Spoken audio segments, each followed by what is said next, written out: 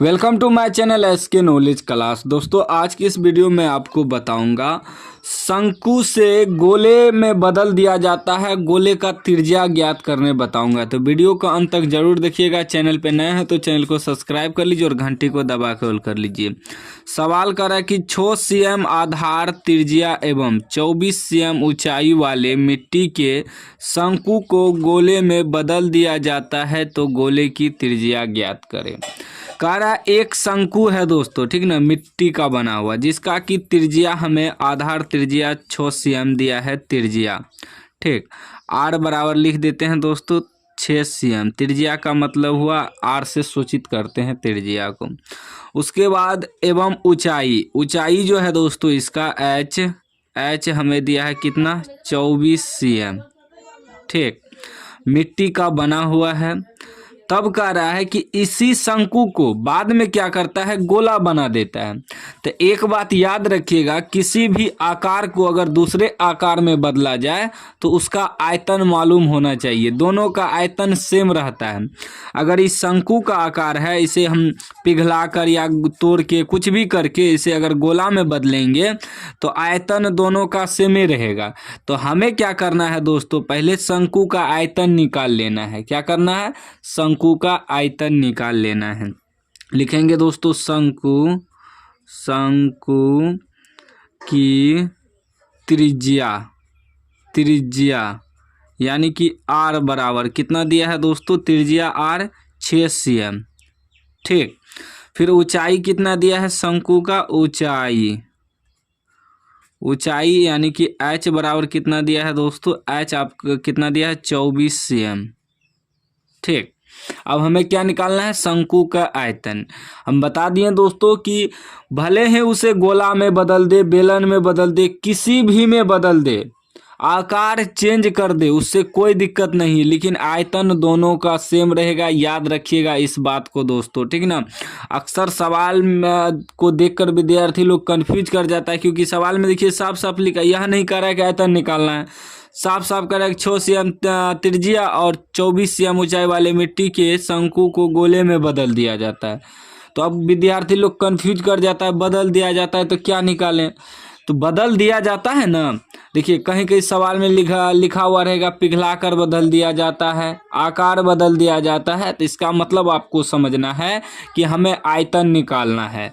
तो पहले शंकु का आयतन निकालेंगे, उसके बाद दोस्तों गोले के आयतन बराबर रख देंगे, क्योंकि दोनों का आयतन सेम ही रहेगा। भले ही आकार उसका बदल जाए, उससे कोई मतलब नहीं।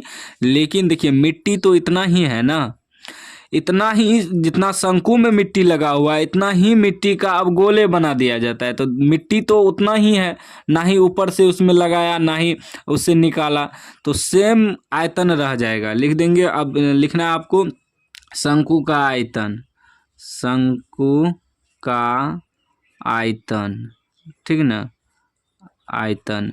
शंकु का आयतन का जो सूत्र होता है दोस्तों, वह सूत्र होता है 1/3 पाई आर स्क्वायर एच, ठीक।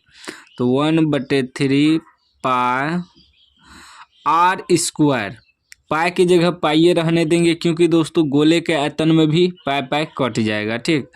तो आर स्क्वायर, आर आपका कितना है 6 cm है, तो 6 गुना 6 लिख देते हैं, स्क्वायर है तो गुना एच कितना है 24 है, ठीक। जो कटेगा कटा देना है। देखिए 3 दूनी 6, यानी कि क्या बच गया दोस्तों, 6 दूनी 12, 6 दूनी 12 गुना 24, 12 गुना 24 और पाई बच गया, ठीक। टोटल गुना भी कर सकते हैं या कटा भी सकते हैं, गुना कर दीजिए।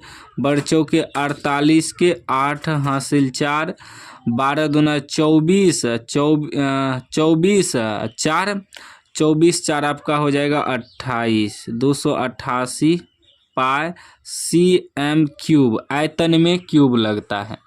अब क्या करेंगे दोस्तों, हमें कह रहा है गोले की त्रिज्या मालूम करने। तो दोनों का आयतन सेम रहेगा, क्योंकि आकार सिर्फ चेंज हुआ है, ठीक। तो आयतन दोनों का बराबर रहेगा, तो निकाल देंगे अब गोले का आयतन।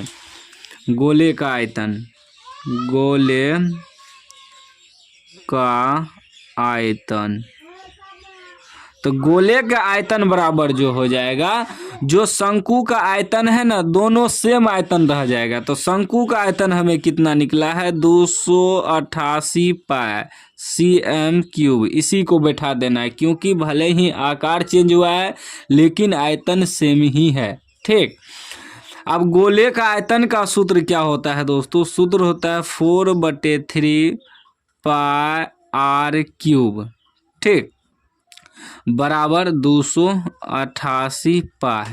देखिए पाई पाई कट गया, क्या बचा दोस्तों, 4 से ऊपर से भी कट जाएगा। ठीक ना, ऊपर ऊपर 4 कट जाएगा, 4 से ऊपर ऊपर में भाग लग जाता है, तो 4 से कटाइए तो 4 का 4, यहाँ 7 चौके 28, 7 चौके 28 और 4 दूनी 8, यानी कि ऊपर में सिर्फ बच गया 1/3 r³ बराबर 72। ठीक, जब r³ बराबर निकालेंगे दोस्तों तो ये हो जाएगा 72। ये भागा में है इधर, तो इधर आके गुना में हो जाएगा, तो एक तो भागा में आएगा तो एक नहीं है लिखेंगे, तो r³ आप बराबर हो गया आपका 72 गुना 3। तो 72 को हम लोग तोड़ भी सकते हैं दोस्तों। ठीक ना, देखिए कैसे, देखिए r³ बराबर 72 को लिख सकते हैं 6 छाके 36 दूना 72 गुना 3, क्योंकि ये क्यूब हटाना है ना हमें। तो अभी हो गया r³ बराबर, देखिए 6 गुना 6 आई 3 दूनी 6। अब तीनों 6 मिलके बाहर निकल जाएगा मेरा घनमूल, r बराबर जब निकालेंगे तो 6 पे घनमूल हो जाएगा 6 गुना 6 गुना 6। ठीक, क्योंकि क्यूब है ना, वर्ग स्क्वायर रहता तो वर्गमूल होता, क्यूब रहता है तो घनमूल होता है, यह आपको पता ही होगा। तो r बराबर क्या हो जाएगा, 3 यहाँ है, घनमूल है, तो यानी कि 3 गो 6 मिलके एगो बाहर निकल जाएगा।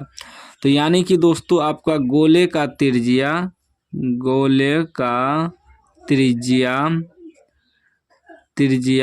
कितना आ गया, 6 cm। ठीक, ये आपका आंसर हो गया दोस्तों।